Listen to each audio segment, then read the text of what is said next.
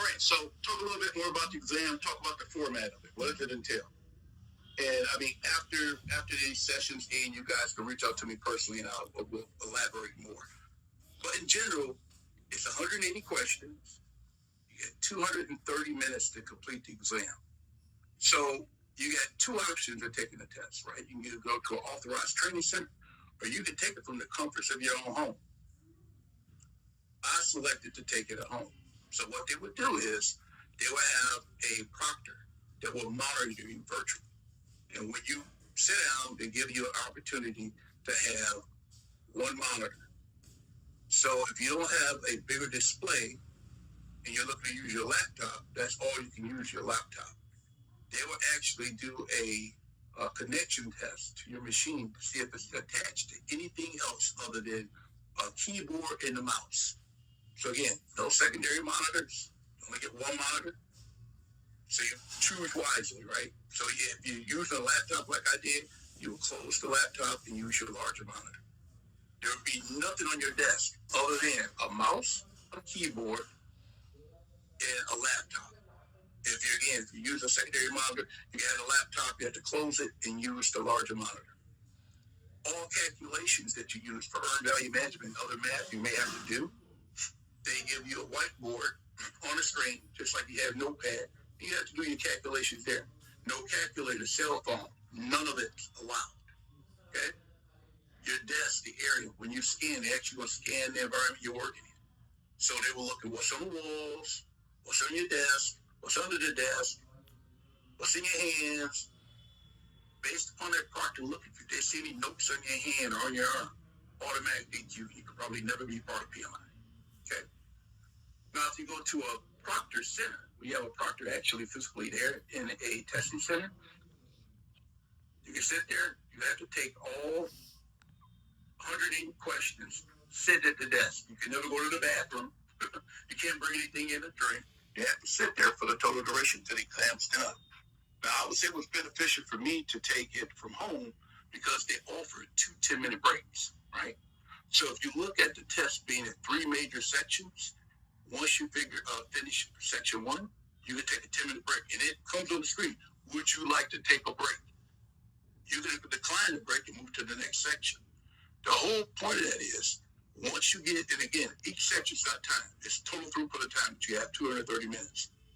But if you take it from home, they give you those 2 checkpoints between the first and second, and the second and third actual portions of the test. So between those 2 periods, you can actually get up, stretch your legs, go to the restroom, and come back. When you come back, again, you're going to scan the room again, and it's not like you can go back to section 1 if you're in section 2. So once you say you're done with section 1, that's it. There's no go back and do anything. That also applies if you never went to the bathroom. Once you click the next section to go from section 1 to section 2, you can't go back to section 1.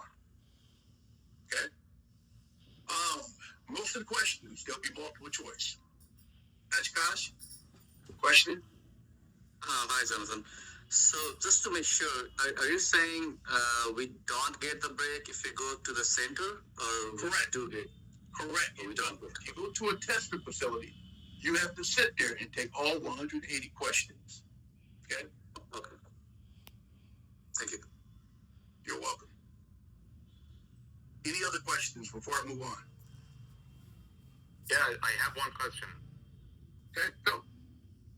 Okay, if I take the exam at the center, I can go back to whatever question I want, right? Correct. Correct. That's my understanding. Okay. Correct. You'll be able to. Because it's just like, you can think of being in college and they give you like a scan sheet, right? And you circle in the actual answers at the end and stick it in the machine. I don't think it's that way, but you have the ability to flip through the whole test and maybe do the things that you do know and get back to the more difficult ones. So yes, excellent question. Okay, thank you. So what is the question? What is the test? What is it composed of? Most will be multiple choice, right? You have a few that is like fill in the blank. And then there's other sections that will have a number of terms on the left-hand side. On the right-hand side, it will have the definition. So you have to match the actual terms to the definition. Okay?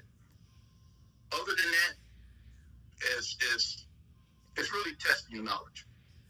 So PMBOK 6 to 7, those of you that's been part of PMI for 10 years or more, you know that version 6 was set up very similar to this. And I'm going to pull up a screen, right? Can you guys see my screen? Yes? Yep. Okay. Yes. So traditionally in PMBOK, in dealing with PMI, we talked about across the top, your process groups. Some of us call them phases, right? Initiation, planning, executing, monitor, control, and close. You guys are familiar with those terms, yes? Okay. Now, if you look on the vertical axis, you have 12 knowledge areas. Project integration management, that is your, anybody know? So when I say project integration management, on your projects, what is that? Any takers? It's your project management plan. That's what they mean here about project management integration. It's part of your project management plan, right? So, for example, if I look at this deliverable under integration, right, it says develop a project management plan. The project management plan consists of all these different knowledge areas. If I go from bottom to the top, stakeholder management, it talks about procurement, it talks about risk, the communication plan, the resource management plan, quality, cost management plan, schedule management plan, scope management plan, all combines to make your overall project management plan.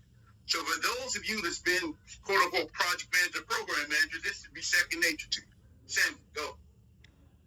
Jonathan, any chance you can put this Excel table or whatever? Yep, it's a cheat sheet that I made. I will put it in the chat.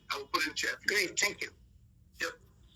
But so back when you had version 6 of PMI, if you memorize what went into which group, you can almost pass the exam just through memory. I hate to say it, that's the truth. If you memorize what happened in the planning process group or planning phase versus execution phase, the content that was required in each, if you memorize this table, I tell you about 60% of what you would need to pass the exam, other than